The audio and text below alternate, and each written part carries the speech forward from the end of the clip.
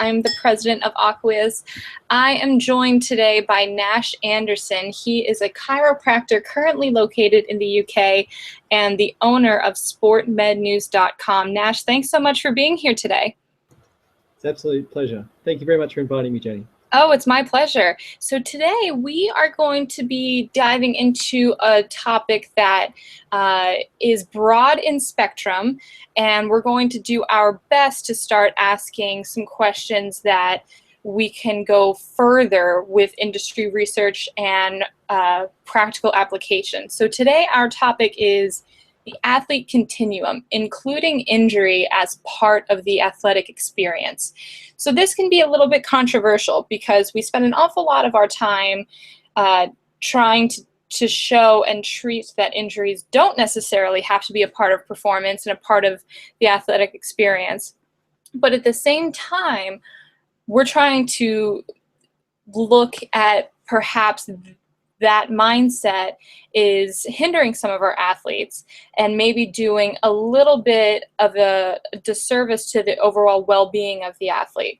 So for today, we're going to try and investigate a new viewpoint. If we actually include injury as the total athletic experience, rather than something to consistently avoid or feel some sort of failure if it occurs, can we offer the athletes the best experience? So Nash, can you start us off telling us a little bit about your background and how you came to the UK and how you treat as a chiropractor there? Okay, so I'm a chiropractor.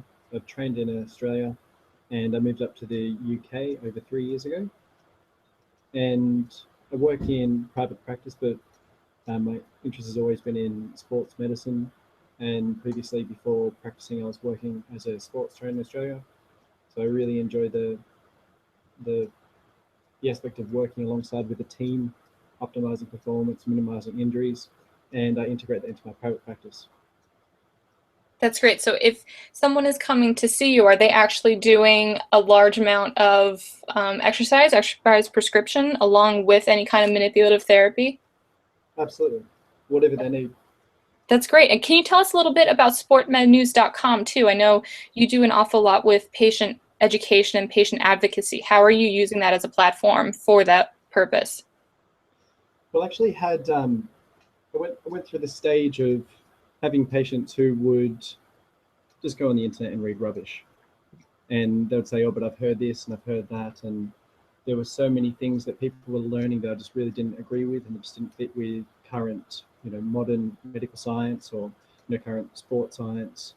And I really wanted to kind of just go from scratch. And I started off by creating patient handouts so that I could say, look, this is a really good exercise, do this part of your program and do that, because not all the packages I'd agree with every single part. And then it got to a stage where I thought, if I'm a patient and I'm trying to look around to see what I need to know, what I need to do, then I've got to have somewhere safe that I can go to where I know that the content's recommended, it's reliable, it's not going to get me injured, and it's going to help me. And so I just bought a domain. It was originally gainyourhealthtoday.com. The whole idea about empowering people to improve their health, and just started to post up bits of content up there about sports, kind of sitting at the desk, sleeping, all these different topics. And then I've kind of specialized to have great people like yourself, Jenny, covering topics like aquatic sports. And I think it's a really good thing to be able to give your patients reliable, quality information in a central place that you can control. And that's really how I came up with their website, just from filtering through the internet, seeing articles that I like and content that's very, very helpful. And it's free, easily accessible, and sharing that with my patients and really everyone. I love how you have found a way to utilize social media for patient education, and we're actually going to get into that a little bit later. But first, let's actually define the athlete experience. So for me and my athletes, that is your preparation stage, your build-up stage, your high performance, and your recovery, each of which I think is incredibly important. And for me, I agree that there should be a holistic standpoint to it. Not in that we are looking at recovery, eating, sleeping, general mood dysfunction or disorders. I think all of it really plays into that high-level athlete. How would you define the athletic experience or the athlete's cycle?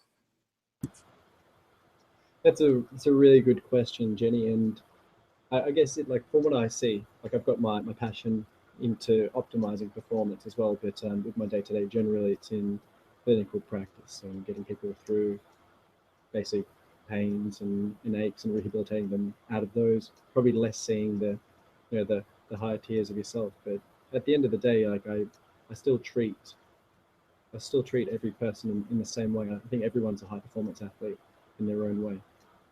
Perfect. So I think from a movement standpoint and a motor control development standpoint, any athlete goes through this period of gross motor control and learning the large motor movements for their sport. And then I think that slowly you start to refine and define your skill set and the technical aspects of any sport, especially aquatic sports. And then from that, we get more, at least in what's known in America, is your high performance training. This is your high intensity interval training, your dryland training, your periodized training. If you're in college, your preseason training, your mid-season training, your postseason training, things of that sort. So as we're talking about including injury as a part of the athletic experience, we are looking at a global stance of all of those sections. So while a lot of our conversations are narrowed into one specific way, but that's where our challenge to the industry is today, is can we actually include injury as an experience that we can prepare for in any of these stages? So Nash, how can you possibly utilize outcome measures or explain outcome measures from a rehab standpoint to athletes when we're talking about including injury, telling them that, hey, guess what, you might go and do all of this stuff and you're still going to get injured, but I'm going to tell you that it's okay? Yeah, absolutely. And it sounds like something that's very bizarre to say, in that you want people who are at the prime of their performance and telling them that they might be injured. But I think it's, as we were discussing earlier, I think it's so important that you clarify from the start what the experience is. Like, when people come into my practice, I'll tell them in the first couple of visits, things aren't going to be rosy. If anything, they're going to be rosy. It's going to be like a beautiful garden. There'll be beautiful flowers, but also be thorns. It's just part of the experience. That as you're getting better, some days you feel better than others, etc. as well. And the athlete, in my opinion, shouldn't be just treated as someone who should always be at 150%. There's going to be days where performance is going to be less or more, and there's many different variables that can affect that as well. So yeah, absolutely, from the start, I think you should establish that injury is a part of life. And Yeah. then if you let people know about that, then they're not going to be surprised when they have it, and they're much better able to deal with it when it happens, rather than catastrophizing. And I think that is where we need to really focus on with this conversation, is the catastrophizing that can happen when injury is not expected or accounted for in their experience. You and I have talked a lot about success and healing not being linear, but rather it is full of ups and downs and twists and turns. And really, as industry professionals, it's our job to make sure that these athletes have as many tools in their toolbox to cope with anything that might happen, one of those being injuries. So I think from our industry standpoint, it's how do we tell these athletes that you should go and put so much effort into injury prevention, into strength training, into agility training. But if injury still happens, what tools do these athletes then have to cope and to deal with it and to still stay connected with their team and not go through any kind of psychological issue when it comes to having an injury. Absolutely. Well, I think that in this modern era where we've gone away from the biomechanical model so much and we're looking holistically, I think that it's so important, and it's even quite a new thing among healthcare providers as well, but going into pain education. I really think that that's the future, to be able to tell people more about pain is in the modern sense, and how it affects you and how to manage it. And if you've got an understanding of what will worsen pain or make it better, and the way that we work, then you're less likely to be injured and more able to manage it. You've got that tool in your toolbox. So I think pain education is key. Sure, and I know a lot of the teenage athletes that we'll see come through physical therapy settings, they're so incredibly stretched to the limit, particularly in America. They're really trying to play their best in order to get scholarships, in order to go to college and not have the financial implications of American tuition rates right now. So if and when they do get injured, there is massive amounts of stress placed on them, and that research is showing left and right that their experience with pain can easily be altered by external environmental issues. So if they have signs and symptoms of a pain that might be associated with a level 2 or a level 3, they are catastrophizing, and before you know it, they're saying it's a level 9, and they are getting in their own way of rehabilitation. They're starting to develop that fear avoidance, and it's all because they weren't prepared for having an injury be a part of their experience. Absolutely, and surely that's going to be amplifying the experience if you add on to the fact that an athlete depends on their physical health for their performance. Then you throw in the financial stress, you throw in the emotional stress of letting people down, and the social stress as well. If you've got your whole team to work with, and oh no, they're not down at the club because they're injured, so we're not going to hang out with them anymore. So there must be huge implications for when people are injured if the injury is stigmatized. So what would you say to professionals that want to avoid shutting athletes down? Is there some kind of stepping stone system that we can start to discuss about avoiding a shutdown for an injured athlete? That's a fantastic question. What do you say, Jenni? I mean, I think if we actually have, like you said, a holistic standpoint from the very beginning of a season and a plan in place, that will help some of your higher risk athletes that are experiencing injuries already know that, you know what, if I get injured, it's going to be just as quote unquote normal as it is to go to dryland training or go and have a successful swim meet or win a game of water polo. Each one of those aspects of the sport has as much attention and planning related to it. I think a lot of times the fact that we don't put energy into having an anti-shutdown program all of a sudden leaves the athlete hanging with a thought of, oh no, what's next? Oh no, what do I do? Oh no, like you said, I'm letting the team down. So I would say actually curating and cultivating an anti-shutdown program from the very beginning, and having a plan and letting the athletes know and the parents know, hey, guess what? We're going to do all of this to prevent injuries, but you are an athlete. If it does happen, here is the plan that we already have in place.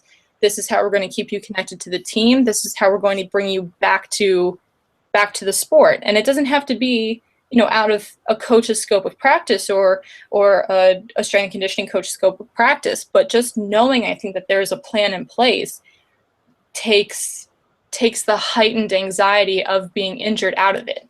Mm-hmm. One thing that was quite good when I was at the game yesterday, and I volunteered for a local team to help them out, is that there was some players who were ruled out to play for their own safety. And one thing I really liked was, and obviously you're more into the swimming culture side of it, but I really liked the fact that the guys who were injured still came up to the game, still came up to support the team, and all the guys were running over saying, how you doing? Getting better. I know it's not all right, no worries. Kind of pat them on the back, and they're still part of the team. So I guess yeah, I think you're absolutely right that it's really, really important that we have a culture where people aren't just shut down and just kicked out of the sport because they're not doing well. And I think it just comes back to that culture that to be an athlete, it just people assume that it's just a biomechanical thing. It's about muscles and joints going faster, and you kind of think, well, if that's not working for you, then they're out of it, and they're not looking bigger picture. Yeah, I agree. So what would you say on this statement? Is injury and the diagnosis of being injured, does that take on the athlete's new identity? That's a really good question. Like, obviously, I'm more into the clinical aspect of it, but in my opinion, I think that it can be quite devastating. People come in, they say, "Oh, I've been tied up with the back of a 70-year-old." I think, "Oh, does that mean I can only do things that 70-year-olds can do?" Like, it can be absolutely disabling to give someone a diagnosis and say, "Oh, look, it's it's that L5 disc." "Oh, hi, my name's L5 disc," is how some people can turn into.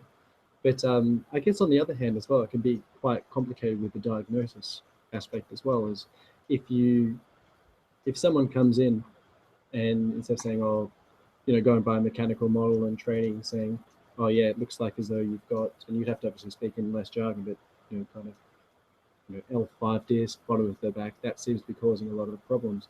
If you say, these factors could be contributing towards it, but we'll just work to get you and you support them. But you don't give a clear diagnosis by a mechanical model, they can also think that they don't know the clinician doesn't know what's going on. And then they can walk out of it and say, well, they didn't know what was happening. They said that, oh, they'll get better with walking, etc. as well. So some people, it seems like they almost cling on to that biomechanical definition to feel acknowledged, which I guess comes back to that culture in that we're a biomechanical culture. Yeah, And and I guess it's up to us to change it. yeah, and I'm going to relate this back to specifically your age group swimmers. Your middle school, your high school swimmers that are going through growth spurts and a lot of other, general holistic things, mind, body, spirit, growth, school, stress, just general life growing up. There's a lot of change going on. If these athletes are getting injured or they're starting to express pain from whatever level they can, depending on the response that they get, I can easily see it becoming their new identity. Let's say they go and they do have a biomechanical issue or they have some kind of kinematic issue and it is resulting in pain. Depending on the culture of their parents or their coach or their teammates, if they are to express that, then they might become the complainer, or they might not be, as good of an athlete. They might not be willing to put the work in. They can't handle it. And I think that goes against everything that is the athletic experience. If you're actually putting the work in and you're going through every stage of being an athlete, injury can become part of it. Now, it's not to say that some people don't like to complain, because I'm sure, as a personality flaw, some people do like to complain, but I think we really have to watch the response that the verbalization of pain can come up against. Yeah, absolutely. I completely agree.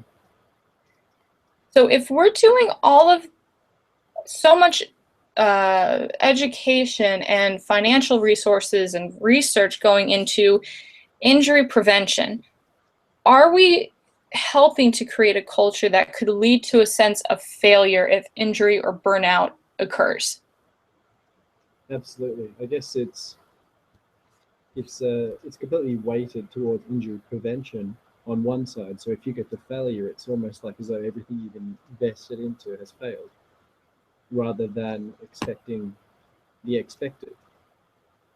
Right. Right. So shouldn't we as an industry be putting more, not more attention as in more important, but some additional attention into return to sport protocols, into ensuring that these athletes, whether they're swimmers, divers, kayakers, water polo players, sailors, etc., shouldn't we be spending money into ensuring that their return to sport protocols are sufficient enough that their rate of reoccurrence of injury is lower?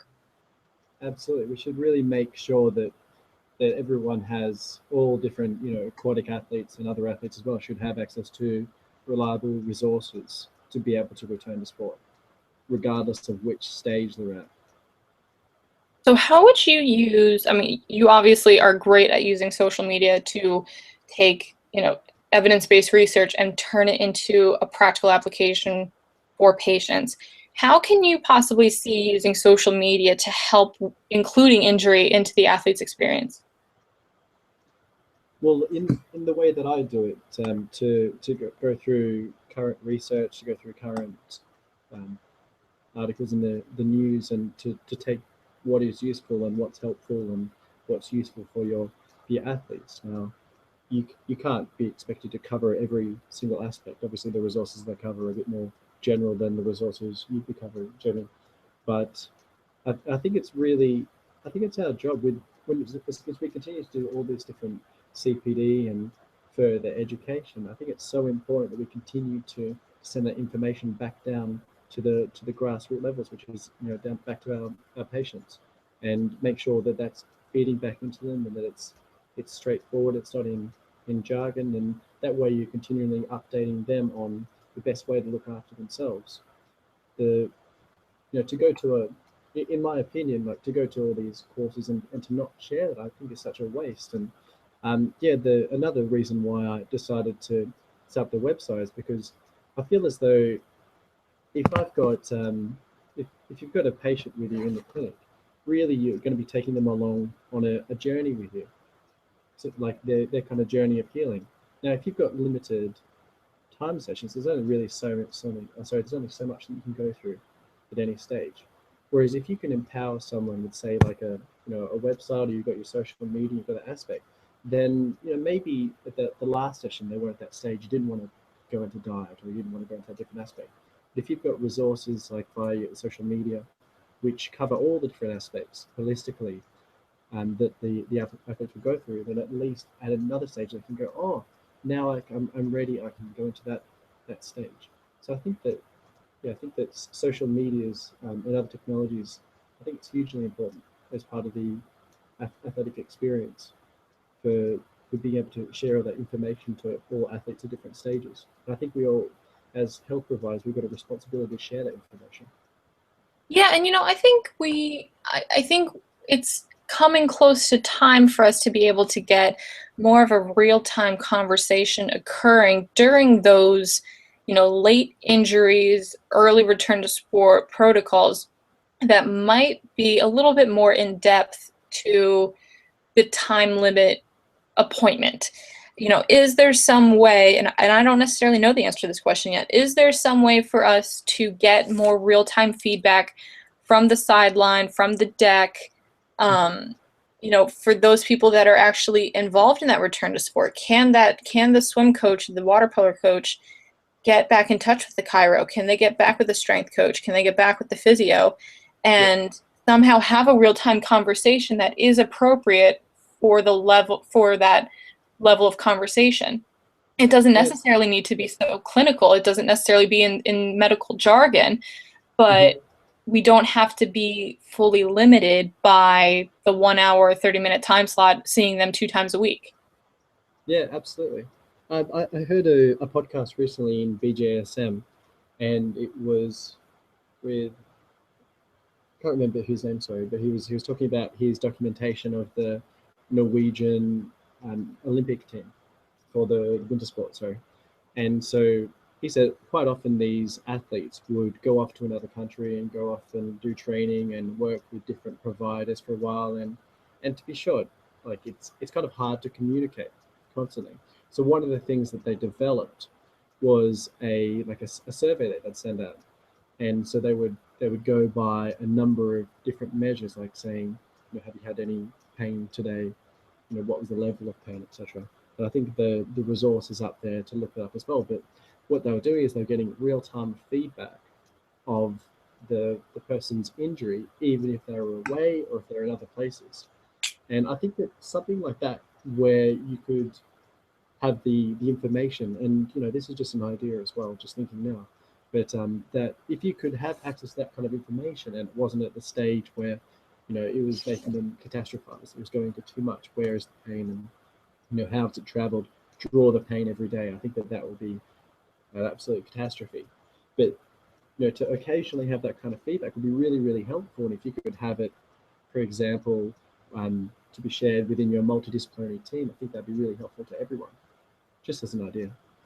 Yeah, I mean, wouldn't that be great to know that if an athlete does experience injury, they are just as well taken care of as if they were experiencing any other part of the training cycle. It could be just as normal as they went and had a great meet Friday, Saturday, Sunday, we celebrate it, and Monday we move back to practice. Like it would just flow that normally, as opposed to the anxiety that occurs throughout an injury. I think that increasing the communication and increasing the planning and the protocols available can really help with that. And I think that's where we kind of come in and start to advocate to push the boundaries for better return to sport protocols. Are you familiar with any great resources or great research that is starting to touch on return to sport protocols, whether it's for aquatic athletes or not? Not in particular off the top of my head on the topic, to be honest. That's okay. And that's something, is that something that we should be able to point to? Like, is there a resource that could be, specifically for return to sport that we as clinicians can actually go and turn to and then educate the patients on? I think, the fact that we can't think of one right off the top of our head that's, really solid, that says that we can continue to improve in our industry. Yeah, absolutely. That's a really good point. The fact that you, I'm sure that there's lots of good resources out there, but it just comes back to that, the thing about the internet. There's just so much stuff out there, and there's just so much rubbish. And if you say, how am I going to recover from my ACL injury, or my swimming shoulder injury, like there's just so many different opinions on return to sport. So if you could have reliable return to sport protocols, for different types of swimmers and different types of athletes and sport specific, then that would be really helpful. Actually, there is one that I think is incredibly helpful. For the Youth Olympics, there was an application created by I think it was British Journal Sports Medicine's company, and it's called it's on Apple and Android, and it's called Get Set. Oh, okay. GETSET. And the thing is that you can't really have a one size fits all. You can't just give everyone sheets of exercise as well. But the thing that I really like about this is there's this resource, and it's got the different sports, so it's sport specific, and it could be more athlete specific. It is really just for the Youth Olympics, so it's not too specialized. But it's got different stages. It's got stage 1, 2, 3, and different series of exercises with videos. And I think that's, in my opinion, I think that's a really good resource. Generally, not as specific to return to sport protocols, but that's a really great resource to tap into. But at the same time, if there could be more specific return to sport protocols based on the current best evidence, that'd be absolutely fantastic. So I'd love to know where it is. Well, we'll definitely keep looking out for it. Okay, so Nash, we've tackled an incredibly challenging conversation to have, but I think that we can help the industry start to include this viewpoint that, not planning for injury in the athlete's experience can lead to a catastrophe, catastrophizing, that including a plan for injuries to occur can actually help decrease fear avoidance in players' recovery and return to sport. And I think that all in all, we need better return to sport protocols, but as part of those return to sport protocols, we actually can start to use social media to get real-time feedback and continue the conversation between that multidisciplinary team to help them get past that awkward return to sport, but I'm still injured timing. Yeah, absolutely. I've got to say that since joining Twitter, I've learned so much from the clinicians that are up there, like such as No Pain Mike. Yeah, absolutely. The fact I know there's a lot of other ones as well that are absolutely fantastic. We'll just be talking for hours talking about it, but there's so many amazing resources out there from different healthcare providers who are just so generous with their information, and they're so happy to help. And the work that Karam Khan's doing to share information. There's so many resources out there to help. Yeah, I couldn't agree more. I've found Twitter to be incredibly useful for sharing clinical information. I mean, Nash, that's how you and I got connected originally. And it is such wonderful real-time feedback that I think we would all be foolish to not include that in our plan for return to sport. Absolutely. Okay, so let's get into the scripted Fast 5 question part of our podcast. This is where I love to hear that multidisciplinary viewpoint on a couple of questions relative to the aquatic athletes. So are you ready? Answer these however you feel fit. Question 1. The aquatic athlete is? This is my turn, right? Yes. I guess I'm not as sports specific as yourself, obviously, Jenny, but I really think that all athletes, we're all people and require the basic things as well. Like, we need to make sure that besides all the excessive sports specialization, we've got to make sure that the basics are there. Yeah. I think that the aquatic athlete is an athlete, and There you and I think I was at the Royal Society of Medicine Exercises in Medicine conference last week, and Chris Beardsley was talking about strength training and goals, and yeah. So one thing that I found quite helpful from that is and just put out there they were saying, what is the most important part about a program, and they're saying, is it kind of and this is with regards to a resistance training program, is it the fact that you're doing periodization, is it rest periods, is it going to muscular fatigue, etc. as well. And the resources are actually up there on Twitter. If you follow the hashtag RSMExerciseMed, and it's up there. I've also put up a blog with the highlights. But the biggest thing was to turn up. I think that it's really, really, and just from that topic, I think it's really, really important that, when we're talking about specialization in exercise, that we don't forget the basic principles. And maybe I'm just saying that more as a general clinician, but I think it's so important that we don't overwhelm people with over specialization, but we also just have the foundations, and then we just have that to then pave the way for further specialization rather than the other way around. Sure, I agree. What role does the healthcare provider have in the life of the aquatic athlete in 5 years?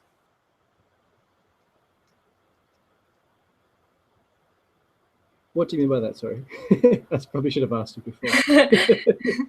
So how do you think a chiropractor such as yourself will be interacting with aquatic athletes in 5 years? What's the future of your relationship together? I think the future of not just chiropractic, but of allied healthcare providers is just working together. We've all got different flavors, different way to approach patients and athletes, and just to work together with clear communication to promote optimal outcomes in an evidence-based ways. And I wish that happened 5 years ago, but I think we've still got a long way to go to make sure that everyone's on the same page to look after the most important thing, which is it's the people in front of you. So that's where I think that we should be, and that's what we should really strive for in the next 5 years, if not now. What is the future of technology in movement science? It's a really good question. So I guess some of the things I've been seeing lately in BJSM, I think it's really interesting to think about about whether we've maybe been over analyzing, like what's the validity of everything that we're looking for as well. So there was the systemic review, which was in the BJSM recently, talking about the different aspect of movement analysis and running. And I think it's really interesting because we kind of came from a paradigm. Like I used to work at a running store. One of the things we used to do was gait analysis on people and looking at pronation, hyperpronation, and seeing what maybe the implications were. And then it just makes me think about whether have we gone down too sharply towards the technology. Should we look back at the people? Such as, well, I don't know. We're at a really, really interesting time right now, and I'm really enjoying the great discussions that different healthcare providers are having about the balance between the current evidence and how that's improving with regard to technology, but also how people are improving clinically as well. So I think we're at a great crossroad at the moment. What is missing in the literature about aquatic athletes? That's a good question. Do you want to answer that? I'll probably take a stab at it, yeah. I think we're really missing a global approach to the top injuries. And I say that because if you take a look at someone's quote-unquote swimmer shoulder and you go and have them run through some resistance band work, external rotation, internal rotation, some adduction exercises, things of that sort, and then you send them back to the pool and they have, a 2-time reoccurrence rate of injury, we're missing something. And I think right now the research really likes to play it safe when it comes to shoulder rehabilitation and really the total viewpoint of treating the aquatic athlete. And I think the missing link in the literature is really those bold studies, or those bold case studies even, that are saying, hey, guess what? They're getting shoulder pain, but it might not have anything to do with their shoulder. It might have something to do with their body roll, and it happens to be placing the stress on the shoulder, but we need to fix the body roll. Or maybe it's a breathing pattern issue and it happens to be affecting the shoulder. When, maybe that treatment plan doesn't actually get into, and I don't know, I mean, this is really me just kind of shooting around with you here. Maybe Sure. that treatment protocol doesn't actually include internal and external rotation exercises until a couple sessions down. Maybe that's not the very first thing that we need to go to. So I think that the literature is really missing the bold creativity for the aquatic athlete. I feel like we've been boxed into this, you're loosey-goosey, your shoulders are going to hurt, you have to fix the rotator cuff. I feel like we're just stuck in that box, and it's time for us to start looking a little bit more creatively at the athlete. Sure. Like I guess we're coming from that framework of the biomechanical, like, localization framework. Yeah. So we're trying to look for a specific tissue in lesion, which is creating the problem, right? Looking at the bigger picture. Yeah, absolutely. Yeah. All right. It's everywhere, isn't it? Yeah, truly. So let's think about this. Movement science can change swimming by. How do you think movement science can change swimming? It's a really good question. Another one that we could have discussed earlier. I think. Oh, sorry. Yes, actually, what would you like to say? And I'll just run along with that. I think that I feel like the science is really going to be the catalyst to cultural change.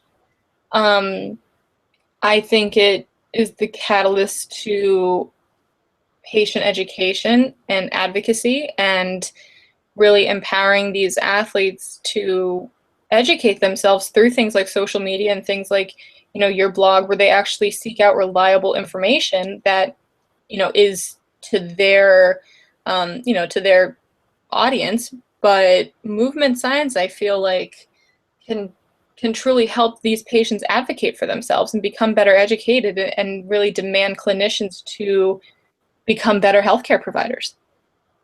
Oh yeah, absolutely. I guess sorry, I'm just kind of thinking about that as well, like I guess the specificity, sorry, the specificity of the movement literature. Yeah, I think we have a long way to go, and I think it's time for us to close the book on some ways of thinking, and there's so many different ways that we can go with it. And just like you said, it's an interesting time for a crossroads. Yeah, absolutely. All right, Nash, well, thank you so much for having this podcast with me. I know talking about including injury into the athlete's experience is challenging, but I think that we tested the boundaries for our professions, both individually and together. So I really appreciate you being with us today, and I will make sure that everyone can access Nash through his social media platforms as well as sportmednews.com. Nash, you have a great night. Thank you very much, Jenni. It was an absolute pleasure chatting tonight. Okay, and I'll speak to you soon. Speak to you soon.